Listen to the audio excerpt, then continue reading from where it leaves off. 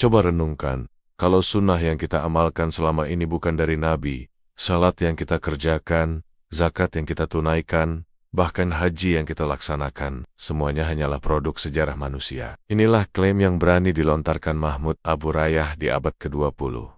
Sebuah subhat yang kini kembali diangkat oleh sebagian orang.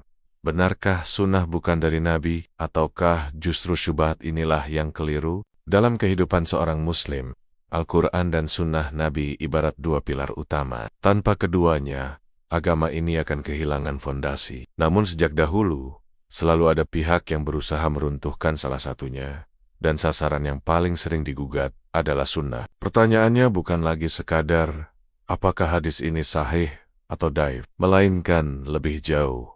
Benarkah sunnah benar-benar berasal dari Nabi, atau jangan-jangan hanyalah produk sejarah dan kepentingan manusia? Di abad ke-20, muncul seorang penulis Mesir bernama Mahmud Abu Rayah. Ia dikenal lebih sebagai sastrawan dan penulis modernis, bukan sebagai ahli hadis. Namun pada tahun 1958, ia menerbitkan bukunya Adwa ala al-Sunnah al-Muhammadiyah. Karya tersebut memicu kontroversi besar, karena tidak hanya membicarakan hadis palsu, tetapi sampai pada kesimpulan berbahaya, bahwa sebagian sunnah bukanlah wahyu, melainkan produk sejarah manusia. Sejak saat itu, gagasan Abu Rayah menjadi rujukan bagi banyak orang yang meragukan hadis. Tetapi pada saat yang sama, muncul pula bantahan ilmiah dari para ulama. Mustafa Al-Sibai menerbitkan Al-Sunnah wa Makanatuha fi al-Tashri' al-Islami hanya setahun setelah buku Abu Rayah beredar. Lalu George Al-Khatib menulis Al-Sunnah Qabla Al-Tadwin. Disusul Muhammad Abu Syahbah dengan Divaan Al-Sunnah di akhir 1960-an. Semua karya ini menegaskan, sunnah Nabi tetap murni dan terjaga. Video ini akan membahas secara runtut bagaimana latar belakang subhat itu muncul, apa saja kritik Abu Rayah terhadap hadis, dan bagaimana ulama membantahnya dengan hujah ilmiah. Apalagi belakangan ini ada sekelompok orang yang kembali mengangkat syubhat lama tersebut, seolah-olah belum terjawab. Maka kita dapat melihat dengan jernih, sunnah bukanlah produk manusia, melainkan wahyu yang dijaga Allah bersama Al-Quran. Bagian 1. Latar belakang subhat. Mahmud Abu Rayah bukanlah orang pertama yang berbicara tentang kelemahan hadis. Sejak abad pertama Hijriah, ulama sudah menyadari adanya riwayat palsu. Pada masa Khalifah Umar bin Abdul Aziz, ia memerintahkan pengumpulan hadis secara resmi, agar sunnah terjaga. Kemudian lahirlah disiplin ilmu hadis. Pada abad kedua Hijriah, mulai dikenal ilmu jarh wa ta'dil. Lalu pada abad ketiga Hijriah muncullah karya-karya besar seperti Al-Muwatta Imam Malik, Musnad Ahmad bin Hambal, dan puncaknya Sahih Al-Bukhari serta Sahih Muslim. Ulama juga menulis kitab khusus tentang hadis maudhu, seperti Ibnul Jauzi dalam Al-Maudu'at. Semua ini membuktikan bahwa sejak awal sejarah Islam, sunnah dijaga dengan sangat hati-hati. Namun, yang membuat Abu Rayah berbeda adalah caranya melangkah lebih jauh. Ia tidak berhenti pada kritik sebagian riwayat, melainkan meragukan dasar periwayatan sunnah itu sendiri. Lewat bukunya, ia mengklaim bahwa tidak semua yang disebut sunnah benar-benar berasal dari Nabi. Sebagiannya, menurut dia, hanyalah hasil konstruksi sejarah, dipengaruhi politik, disebarkan oleh perawi yang dianggap lemah, atau bahkan dipengaruhi dongeng dari tradisi Yahudi dan Nasrani. Dari uraian-uraiannya, terlihat 3 hal yang paling ia tonjolkan sebagai masalah besar dalam sunnah. Masalah ke-1, keterkaitan hadis dengan kekuasaan politik. Menurutnya, sebagian riwayat lahir untuk melegitimasi rezim, terutama sejak masa dinasti Umayyah. Masalah kedua, kredibilitas perawi tertentu. Fokus kritiknya diarahkan pada Abu Hurairah, sahabat yang paling banyak meriwayatkan hadis. Masalah ketiga, masuknya kisah Israiliyat. Ia menunjuk tokoh seperti Ka'b al-Ahbar dan Wahab bin Munabbih sebagai pintu masuk cerita asing, yang kemudian dianggap bagian dari sunnah. 3 tuduhan inilah yang membuat bukunya menuai kontroversi. Bagi sebagian pembaca muda, ia tampak berani membongkar hal-hal yang dianggap tabu. Namun bagi para ulama, cara pandang Abu Rayah justru keliru, karena bukan mendekatkan umat pada kebenaran, tetapi menjerumuskan kepada keraguan yang tidak berdasar. Bagian 2. Kritik pertama, sunnah dan politik. Dalam bukunya, Abu Hurairah menuduh bahwa sebagian hadis lahir bukan dari ucapan Nabi, melainkan dari kebutuhan politik. Menurutnya, ketika para penguasa ingin memperkokoh legitimasi, mereka mencari cara agar rakyat patuh tanpa banyak bertanya. Salah satu jalannya adalah melalui riwayat yang menghubungkan perintah itu kepada Nabi. Ia mencontohkan hadis tentang ketaatan kepada pemimpin, yang dalam sebagian riwayat digambarkan mutlak, bahkan sekalipun pemimpin bertindak zalim. Bagi Abu Hurairah, riwayat seperti ini lebih mirip doktrin politik daripada petunjuk kenabian. Ia juga menghubungkan munculnya hadis tentang keutamaan Bani Umayyah dengan periode pasca Perang Siffin saat Muawiyah berkuasa. Dari kecurigaan itu, ia menyimpulkan bahwa hadis seringkali dijadikan alat legitimasi politik. Ia menyoroti keberadaan periwayat yang dekat dengan istana, yang dianggap punya kepentingan menjaga citra penguasa. Menurutnya, kalau riwayat tentang keutamaan tokoh tertentu baru muncul setelah ia berkuasa, hal itu menjadi tanda adanya rekayasa. Tetapi ulama menjelaskan bahwa adanya hadis palsu yang diproduksi untuk kepentingan politik memang fakta sejarah. Tetapi itu bukan kelemahan sunnah. Justru bukti ketelitian para ulama dalam membedakan antara yang sahih dan yang dusta. Imam Ibnul Jauzi, misalnya, menulis Al-Mawdu'at khusus untuk membongkar hadis-hadis buatan politikus dan kelompok sesat. Imam Az-Zahabi dalam Mizan al-I'tidal juga mengkritisi perawi yang kedapatan menyebarkan riwayat bermuatan politik. Dengan demikian, kecurigaan Abu Hurairah sebenarnya sudah lama dijawab dalam disiplin ilmu hadis. Hadis palsu memang pernah dibuat, tetapi umat Islam punya sistem untuk menolaknya. Maka salah jika kemudian disimpulkan bahwa seluruh sunnah ikut rusak hanya karena adanya sebagian riwayat buatan. Bagian 3, kritik kedua.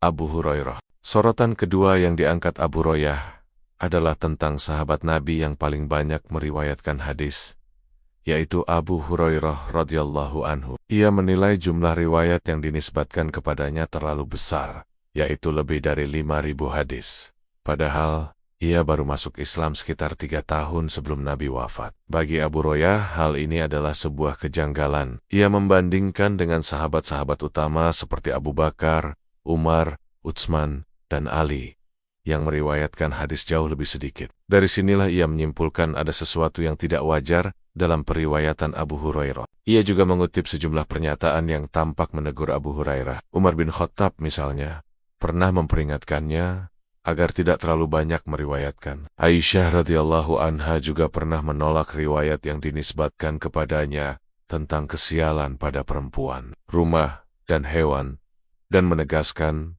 bahwa itu hanyalah ucapan orang jahiliyah. Bagi Abu Hurairah, contoh-contoh ini memperkuat dugaan bahwa Abu Hurairah tidak bisa dipercaya sepenuhnya. Ia bahkan menyebut beberapa hadis darinya sebagai riwayat ganjil. Misalnya hadis tentang penciptaan alam dalam 7 hari dengan urutan tertentu, yang kemudian memang dikritisi oleh Imam Al-Bukhari karena cacat sanadnya. Namun ulama menegaskan bahwa tuduhan Abu Hurairah tidak berdasar. Banyak sahabat besar justru mengakui kelebihan Abu Hurairah dalam menghafal hadis. Rasulullah sendiri pernah mendoakannya agar diberi hafalan yang kuat. Abu Hurairah berkata, "Aku berkata, wahai Rasulullah, aku mendengar banyak hadis darimu, namun aku sering lupa." Maka Rasulullah bersabda, "Hamparkan selendangmu."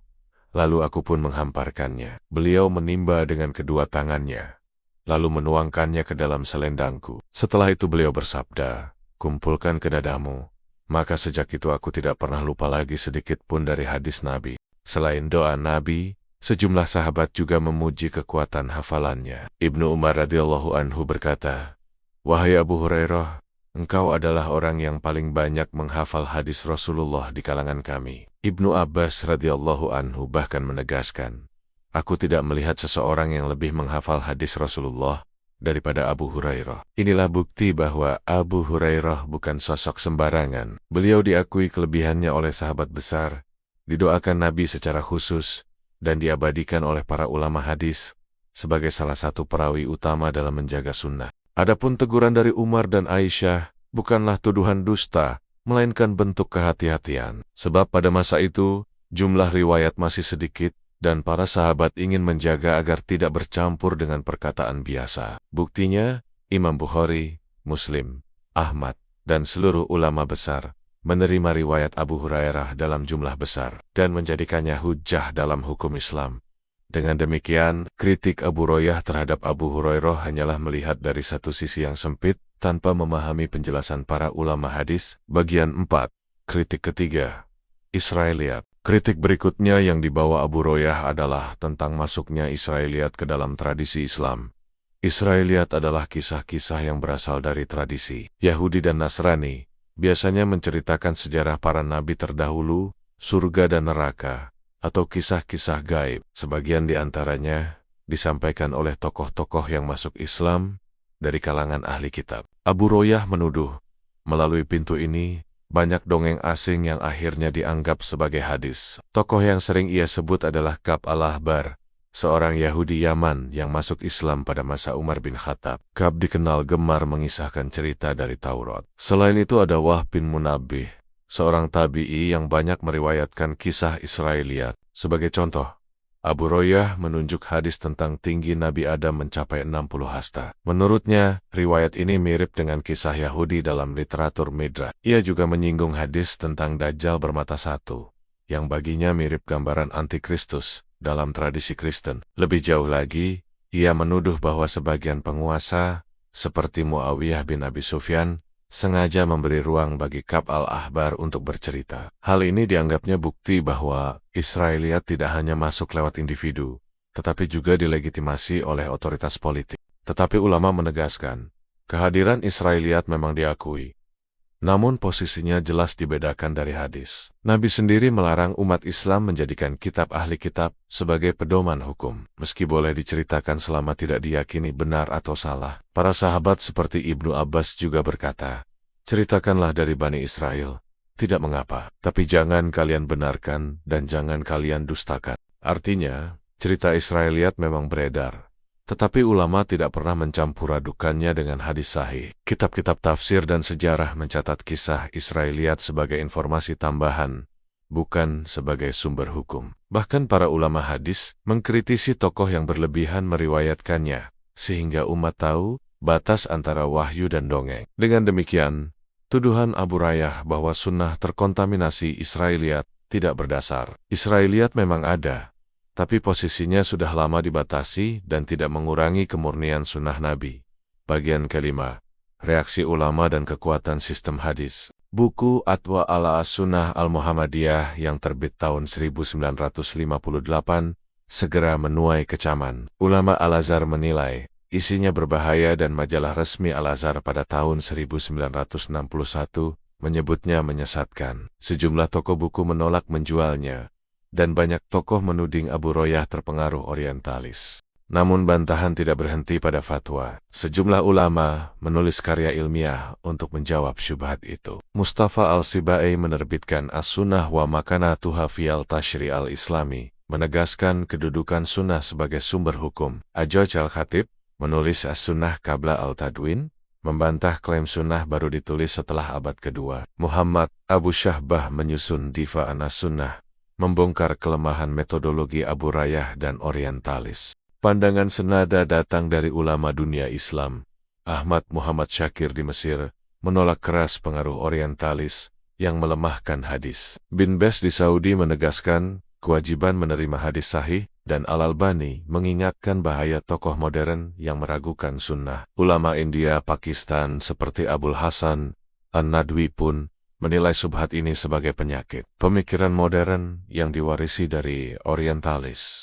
Semua ini menunjukkan bahwa Abu Royah tidak pernah dibiarkan tanpa jawaban. Kritiknya dijawab dengan fatwa, bantahan ilmiah, dan penguatan kembali kedudukan sunnah. Para ulama Islam mampu membantah syubhat itu karena memiliki satu keunggulan besar yang tidak dimiliki tradisi lain, yaitu sistem sanad. Dengan sanad, setiap ucapan Nabi ditelusuri jalurnya, dari perawi ke perawi, hingga sampai ke generasi awal. Sistem sanad ini bahkan menuai kagum yang datang dari luar Islam.